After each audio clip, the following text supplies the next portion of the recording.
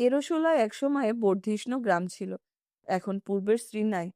গ্রামের জমিদারকর বাবুরা এখান হইতে উঠিয়া কলিকাতা চলিয়া যাওয়াতে গ্রামের মাইনর স্কুলটির অবস্থা খারাপ হইয়া পড়িয়াছে। বড় দিঘিটা মজিয়া গিয়াছে। ভদ্রলোকের মধ্যে অনেকে এখান হইতে বাস উঠাইয়া কেহ রানাঘাট, কেহ কলিকাতা চলিয়া গিয়াছেন। নিতান্ত নিরুপায় যারা তারাই গ্রামে পড়িয়া আছে। হাজারির বাড়িতে দুখানা খড়ের ঘর, ছোট্ট উঠান, একদিকে কাঁঠাল গাছ, অন্যদিকে একটা সজনে গাছ এবং একটা পেয়ারা গাছ। এই পেয়ারা গাছটা হাজারির মা নিজের হাতে পুঁতিয়েছিলেন। বেশ বড় বড় পেয়ারা হয়, কাশির পেয়ারার বীজের চারা। হাজারির ডাকাডাকিতে হাজারির স্ত্রী উঠিয়া দৌড় খুলিয়া এ অবস্থায় স্বামীকে দেখিয়া বলিল, এসো এসো, শেষ রাতের গাড়িতে এলে কেন গো? এই দুরান্তর রাস্তা, অন্ধকার রাত, আবার বড্ড সাপের ভয় হয়েছে। সাপের কামড়ে 2-3টি মানুষ মরে গিয়েছে এর মধ্যে। আমাদের গায়ে আমাদের গায়ে নয়, নতুন কাউরাপাড়ায় একটা মরেছে, আর বামুনপাড়ায় শুনছি একটা। অত বড় বুসকাতে কি গো? হাজারি লুচির আসল ইতিহাস কিছু বলিল না। স্ত্রীর আনন্দপূর্ণ সাগ্রহ প্রশ্নের উত্তরে সে কেবল বলিল, পেয়েছি গো পেয়েছি, ভগবান দিয়েছেন। সবাই মিলে খেয়ে নাও, মজা করো। টেপিকে খুব করে খাওয়াও, ও পেট পড়ে খাবে আমি দেখি। সেদিন সকালের গাড়িতে হাজারি রানাঘাটে ফিরিতে পারিল না। দুপুরের পরে হাজারি কুসুমের বাপের বাড়ি বেড়াইতে গেল। এই গ্রামে গোয়ালপাড়ায় কুসুমের জ্যাঠামশাই হরিঘোষের বাস। অবস্থা একসময় যথেষ্ট ভালো ছিল। এখনো বাড়িতে গোহাল পোড়া গরুর মধ্যে 8-10টি অবশিষ্ট আছে। 2টি ছোট ছোট ধানের গোলাও বজায় আছে। হাজারিকে হরিঘোষ খুব খাতির করিয়া খেজুর পাতার চটে বসিতে দিল। বলিল, কবে এলেন বাবা ঠাকুর? সব ভালো? তোমরা সব ভালো আছো? আপনার শ্রীচরণের আশীর্বাদে একরকম চলে যাচ্ছে। রানাঘাটে কাজ খুঁজছেন এখনো? হ্যাঁ, সেখান থেকেই তো এলাম। আমাদের কুসুমের সঙ্গে দেখা টেকা হয়? হাজারি পাড়া গায়ের লোক, এখানকার লোকের ধাত চেনে। কুসুমের সঙ্গে সর্বদা দেখাশোনা বা তাদের মধ্যে পরস্পরের প্রতি টানের কোনো পরিচয় সে এখানে দিতে চায় না। ইহারা হয়তো সহজভাবে সেটা গ্রহণ করিতে পারিবে না। গ্রামে কথাটা রাষ্ট্র হইয়া গেলে লোকে নানারূপ কদর্থ টানিয়া বাহির করিবার চেষ্টা করিবে তাহা হইতে। সুতরাং সে বলিল, হ্যাঁ, 2-1 বার হয়েছিল, ভালো আছে। এবার যদি দেখা হয়, একবার আসতে বলবেন এদিকে। তার গায়ে আসবার দিকে তত টান নাই। শহরে দুধ বেচে চালানো যে কি মিষ্টি লেগেছে। হাজারি কথার গতি অন্যদিকে ঘুরাইবার উদ্দেশ্যে বলিল, এবার আবাদপত্র কিরকম হলো বলো? ধানের আবাদ করেছি 12 বিঘে, আর বাকি সব তরকারি। কুমড়ো 2 বিঘে, আলু, পেঁয়াজ। তা এবার আকাশের অবস্থা ভালো না বাবা ঠাকুর, খেতে মাটি ফেটে যাচ্ছে। তরকারির কথায় হাজারির নিজের গোপনীয় উচ্চাসার কথা মনে পড়িল। তরকারি তাহার গ্রাম হইতে কিনিলে রানাঘাট বাজারের চেয়ে অনেক সুবিধা পাওয়া যায়। এখান হইতেই সে আনাজপত্র লইয়া যাইবে। হরিঘোষকে বলিল, আচ্ছা, তোমাদের আলু কমন হতে পারে? বাবা ঠাকুর, তার কি কোনো ঠিক আছে? তবে 30-40 মণ খুব হবে। তুমি সমস্ত আলু আমায় দিতে পারবে? নগদ দাম দেব। হরিঘোষ কৌতূহলের সহিত জিজ্ঞাসা করিল, বাবা ঠাকুর আজকাল কাঁচামালের ব্যবসা করছেন নাকি? ব্যবসা এখনো করিনি, তবে করব ভাবছি। সে তোমায় বলবো একদিন। গোয়ালপাড়া হইতে আসিবার পথে একটা খুব বড় বাঁশবনের মাঝখান দিয়া পথ। এখানে লোকজন নাই। এরশোলা গ্রামেই লোকজনের বসত নাই। আগে ছিল, ম্যালেরিয়ায় মরিয়া হাজিয়া লোকশূন্য হইয়া পড়িয়াছে। শুধুই বড় বড় আম কাঁঠালের বাগান ও বাঁশবনের জঙ্গল। এই বাঁশবনের মধ্যে পুরানো দিনের পালিত পাড়া ছিল। হাজারি বাল্যকালেও দেখিয়াছে। পালিতেরা বেশ বর্ধিষ্ণু ছিল গ্রামের মধ্যে। পূজা পার্বণ, দোল, দুর্গোৎসব পর্যন্ত হইয়াছে রাজেন পালিতের বাড়ি। এখনো জঙ্গলের মধ্যে পালিতদের ভিটাটা পড়িয়া আছে এই পর্যন্ত। দিন মানেই বোধহয় বাঘ লুকাইয়া থাকে। বাঁশঝাড়ে কটকট করিয়া শুকনো বাঁশের শব্দ হইতেছে। ঘন ছায়া, শুকনো বাঁশপাতার ও শোলার শব্দ, ফিঙে শালিক পাখির কলরব।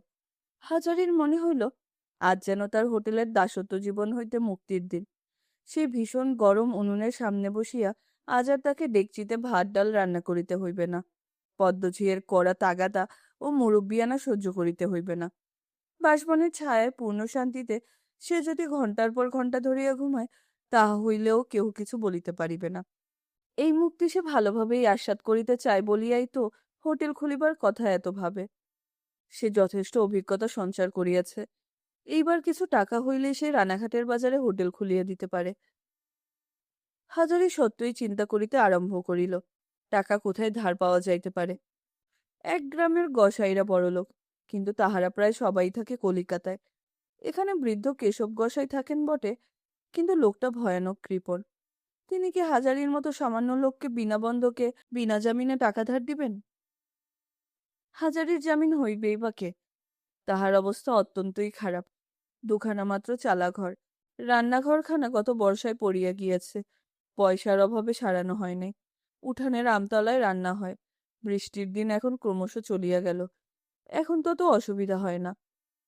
বেলা প্রায় পড়িয়া আসিয়াছে। হাজারি বাড়ি ফিরিয়া দেখিল তাহার ছোট মেয়ে টেপি ঘরের দাওয়ায় বসিয়া উল বুনিতেছে।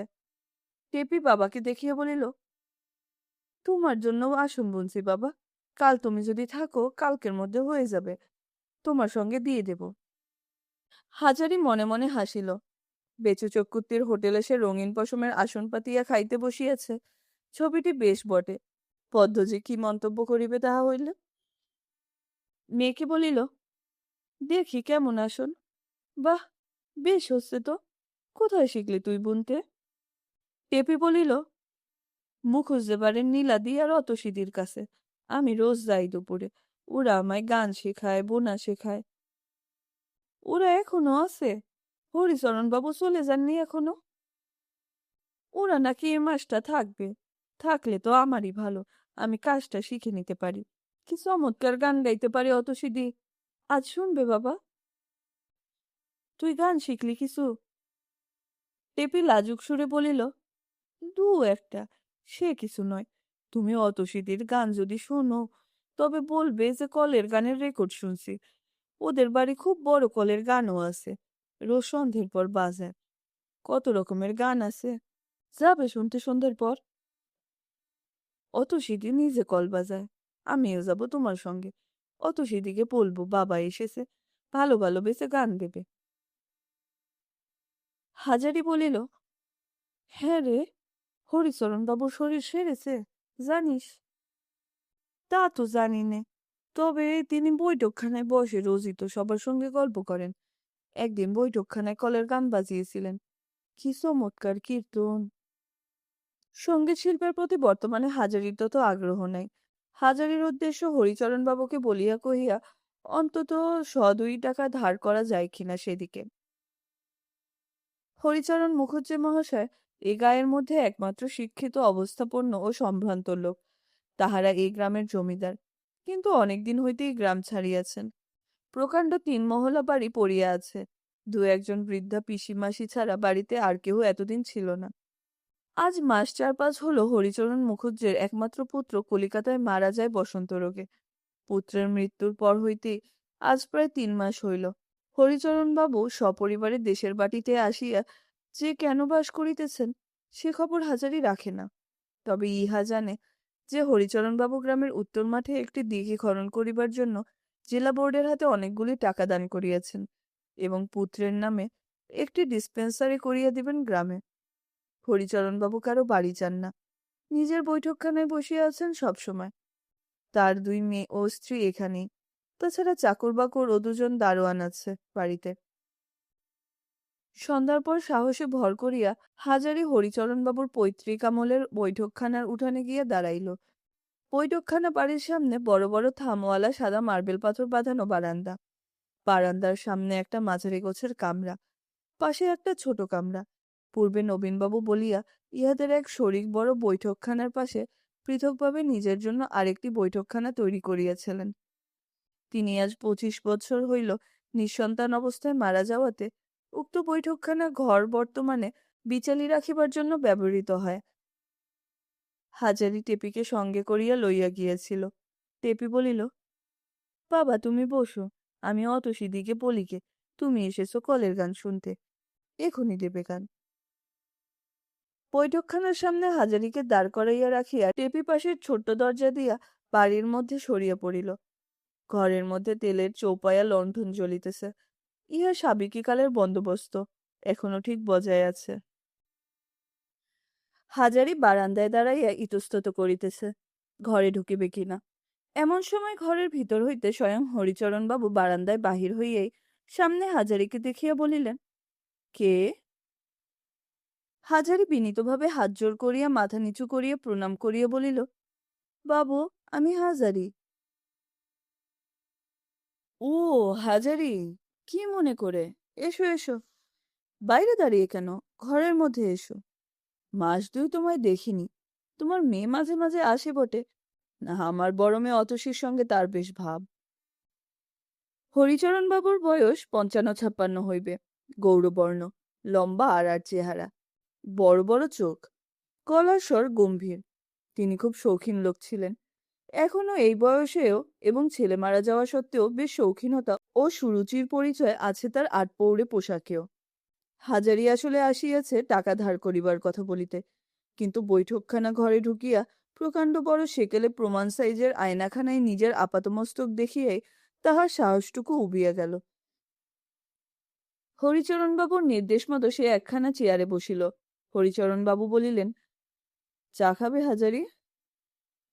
হাজারি আমতা আমতা করিয়া বলিল, আগে চা আমি থাকগে, সে কেন আবার কষ্ট। হরিচরণবাবু বলিলেন, বিলক্ষণ, কষ্ট কিসের? আমি তো চা খাবই এখন, দাঁড়াও আনতে বলি। এই সময় টেপি বৈঠকখানার যে দোর অন্তপুরের দিকে সেখানে আসিয়া দাঁড়াইল। হরিচরণবাবুকে বৈঠকখানার মধ্যে দেখিয়াও সে বেশ সহজভাবেই বলিল, বাবা দাঁড়াও, অতসীদি কলের গান বাজাচ্ছে। আমি বলেছি আমার বাবা তোমাদের কলের গান শুনতে এসেছে। হরিচরণবাবু বলিয়া উঠিলেন, কলের গান শুনতে এসেছ হাজারি? তা আমাকে বলতে হয় এতক্ষণ? শুনতে আসবে, এর আর কথা কি? তোমরা ২-৫ জন আসো যাও, বড় আনন্দের কথা। গ্রাম তো লোকশূন্য হয়ে পড়েছে। ওরে খুকি, তোর বাবার জন্য আর আমার জন্য ২ পেয়ালা চা আনতে বলে দে তোর অতসী দিদিকে। হাজারি মনে মনে টেপির উপর চটিয়া গেল। হতভাগা মেয়েটা সব দিল মাটি করিয়া। কে তাহাকে বলিয়াছিল কলের গান শুনিতে সে যাইতেছে মুখুজ্জে বাড়িতে? অতঃপর টাকার কথা উত্থাপন করা কি ভালো দেখায়? না, যত ছেলে মানুষ নিয়েই হইয়াছে কারবার। হরিচরণবাবুর মেয়ে অতসী এই সময় ২ পেয়ালা চা হাতে ঘরে ঢুকিল। প্রথমে হাজারির সামনে টেবিলে একটি পেয়ালা নামাইয়া অন্য পেয়ালাটি হরিচরণবাবুর হাতে দিল। অতসীর বয়স ১৮-১৯, বেশ ধপধপে ফর্সা, সুন্দর মুখশ্রী, ডাগর ডাগর চোখ। এক কথায় অতসী সুন্দরী মেয়ে, পরিষ্কার পরিচ্ছন্ন, অথচ সহজ অনাড়ম্বর সাজগোজ। হাতে কয়েক গাছি সরু সোনার চুড়ি এবং কানে ইয়ারিং ছাড়া অলংকারের কোনো বাহুল্য নেই। হরিচরণবাবু বলিলেন, তোমার হাজারি কাকা, প্রণাম করো অতসী। অতসী আগাইয়া আসিয়া হাজারির সামনে নিচু হইয়া প্রণাম করিয়া পায়ের ধুলা লইল। হাজারি সংকুচিত হইয়া বলিল, থাক থাক, এসো মা, রাজরানী হও মা, এসো, কল্যাণ হোক।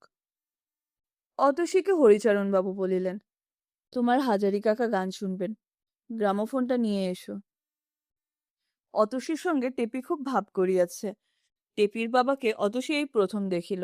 বন্ধুর পিতা কি রকম দেখিতে কৌতূহলের সহিত সে চাহিয়া দেখিতেছিল। বাবার কথায় বাড়ির মধ্যে চলিয়া গেল এবং কিছুক্ষণ পরে চাকরের হাতে দিয়া গ্রামোফোন রেকর্ডের বাক্স বাহিরে পাঠাইয়া দিল। হরিচরণবাবু চাকরকে বলিলেন, বাজাবে কে? তোর দিদিমণি আসছে না? দিদিমণি যে বললেন আপনি বাজাবেন। আমি ভালো চোখে দেখতে পাবো না, তাকেই পাঠিয়ে দিগে যা। একটু পরে অতসী, টেপি এবং পাড়ার আরো ২-৩টি মেয়ে ঘরে ঢুকল। কলের গান বাজনা শুরু হইল এবং চলিল ঘণ্টা ২। আরো একবার চা দিয়ে গেল চাকরে, কিন্তু পরিবেশন করিল অতসী। সব মিটিয়া চুকিয়া যাইতে রাত্রি প্রায় ৯:৩০ বাজিয়া গেল। হাজারি ছটফট করিতেছিল। গান শুনিতে সে এখানে আসে নাই। গান বন্ধ হইলে অতসী, টেপি ও মেয়ের দল যখন বাড়ির মধ্যে চলিয়া গেল, তখন হাজারি সাহসে ভর করিয়া বলিল, আপনার কাছে একটা আর্জি ছিল বাবু। হরিচরণবাবু বলিলেন, কি বলো? আমার কিছু টাকা দরকার। যদি আমায় কিছু ধার দিতেন, তাহলে আমার একটা মস্ত বড় আশার কাজ মিটত। মেয়ের বিয়ে দেবে? আগে না বাবু, তা নয়, ব্যবসা করব। কি ব্যবসা? বাবা, আপনি তো জানেন আমি হোটেলে কাজ করি। আপনার কাছে লুকাবো না, আমি নিজে একটা হোটেল খুলতে চাচ্ছি এবার। টাকাটা সেজন্য দরকার। কত টাকা দরকার? অন্তত 200 টাকা আমায় যদি দয়া করে দেন বাবু। আমার খালধারের কাঁঠাল বাগান আমি বন্ধক রাখছি আপনার কাছে। 1 বছরের মধ্যে টাকাটা শোধ করব। হরিচরণ বাবু ভাবিয়া বলিলেন, বাগান বন্ধক রেখে টাকা আমি দিতাম না। দিতাম তো তোমাকে এমনি দিতাম, কিন্তু অত টাকা এমন সময় আমার হাতে নগদ নেই। হাজারি এ কথার পরে আর কোনো কথা বলিতে পারিল না। বিশেষত সে জানিত হরিচরণবাবু উদার মেজাজের মানুষ, সত্যবাদী লোক। টাকা হাতে থাকিলে হাতে টাকা না থাকার কথা বলিতেন না। অত সে আসিয়া বলিল, কাকা, আপনি একটু বসুন। টেপি খেতে বসেছে, মা ছাড়লে না। মেয়েরা যারা গান শুনতে এসেছিল, সবাইকে না খাইয়ে যেতে দিবেন না। একটু দেরি হবে, না হয় আপনি যান, আমি ঝির সঙ্গে পাঠিয়ে দেব এখন। হরিচরণবাবু বলিলেন, তোমার যদি বিশেষ কাজ না থাকে, একটু বসে যাও না হাজারি। তোমার সঙ্গে দুটো কথা কই। কেউ বড় একটা আসে না আমার এখানে। হাজারি বসিল। তুমি কোথায়, কোন হোটেলে কাজ করো? আগে রানাঘাট, বেসু চক্রবর্তীর হোটেল, রেলবাজারের মধ্যে।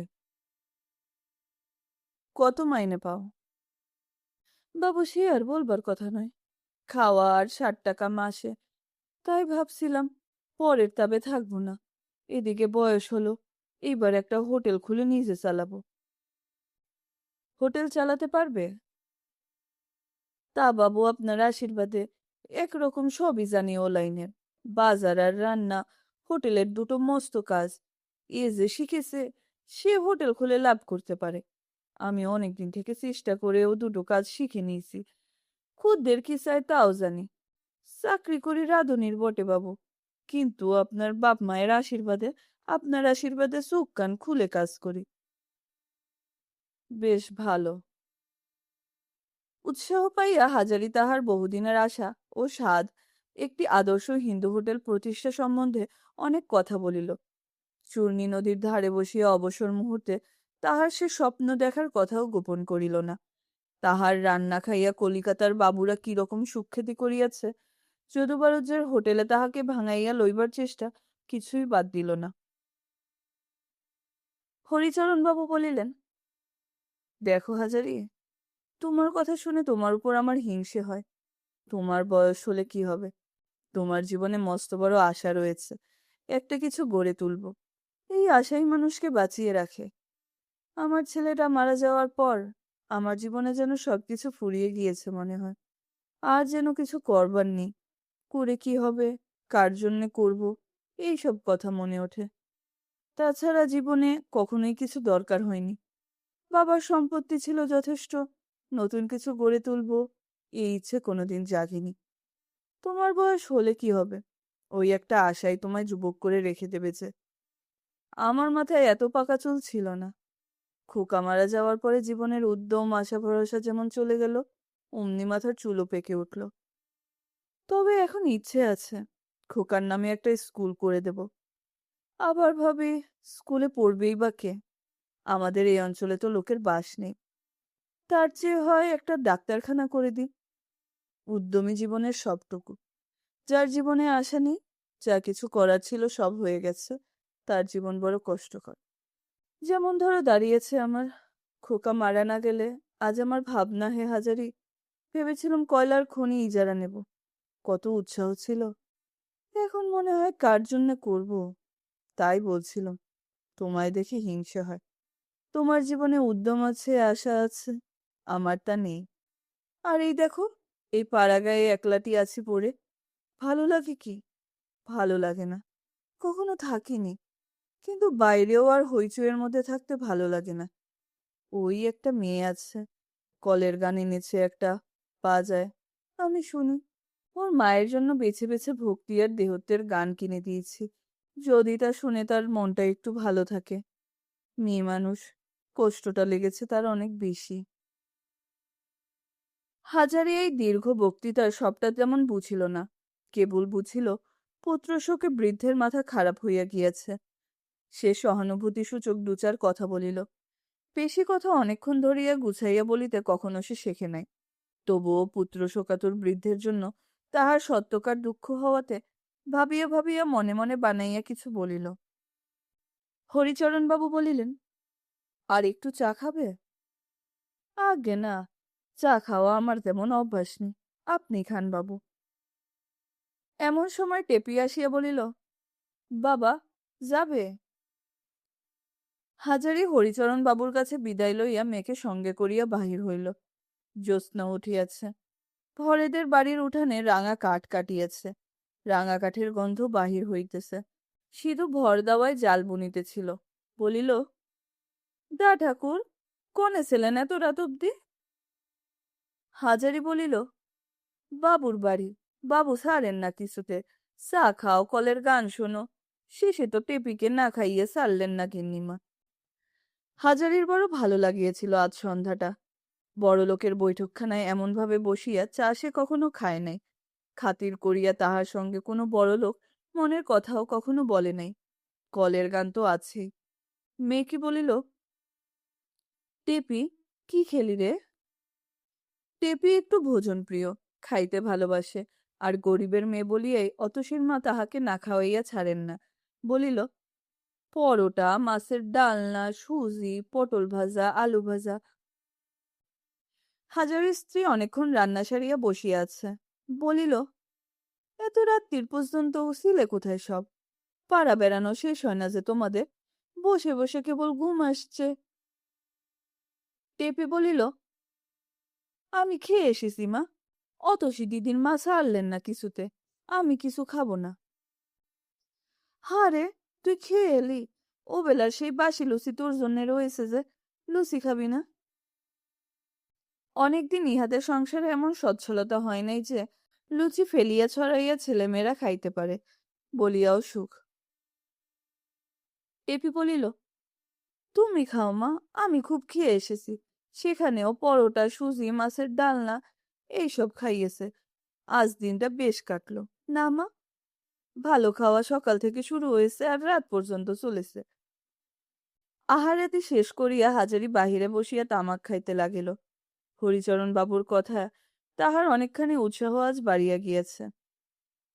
টিপি কত লুচি খাইতে পারে সে তাহার ব্যবস্থা করিবে। তার এই সব লোভাতুর ছেলে মেয়ের মুখে ভালো খাবার দাবার সে দিতে পারে না, কিন্তু যাতে পারে সে চেষ্টা করিবার জন্যই তো সুযোগ খুঁজিয়া বেড়াইতেছে। হরিচরণ বাবুর টাকা আছে বটে, কিন্তু তাহার মতো লোভাতুর ছেলে মেয়ে নাই তাহার ঘরে। কাহাদের মুখে সুখাদ্য তুলিয়া দিবার আশায় তিনি খাটিবেন? আজ হরিচরণ বাবুর নিকট হইতে সে টাকা ধার পাই নাই বটে, কিন্তু এমন একটা জিনিস পাইয়া আসিয়াছে যাহার মূল্য টাকা কড়ির চেয়ে বেশি। তাহার সংসারে ছেলে মেয়ে আছে, টেপি আছে। তাহাদের মুখের দিকে চাহিয়া তাহার হাতে পায়ে বল আসিবে, মনে জোর পাইবে। হরিচরণবাবুর জীবন শেষ হইয়া গিয়াছে। তাহার বয়স 46 হইলে কি হয়? টেপি যে ছেলে মানুষ, তাহার নিজের সুখ কিসে? টেপিকে একখানা ভালো শাড়ি কিনিয়া দিলে ওর মুখে যে হাসি ফুটিবে, সেই হাসি তাহাকে অনেক দূরে লইয়া যাইবে কর্মের পথে। আহা, যদি এমন কখনো হয়, যদি টেপিকে একটা কলের গান কিনিয়ে দেওয়া যায়। গান এত ভালোবাসে যখন। হয়তো স্বপ্ন, কিন্তু ভাবিয়াও তো আনন্দ। দেখা যাক না কি হয়।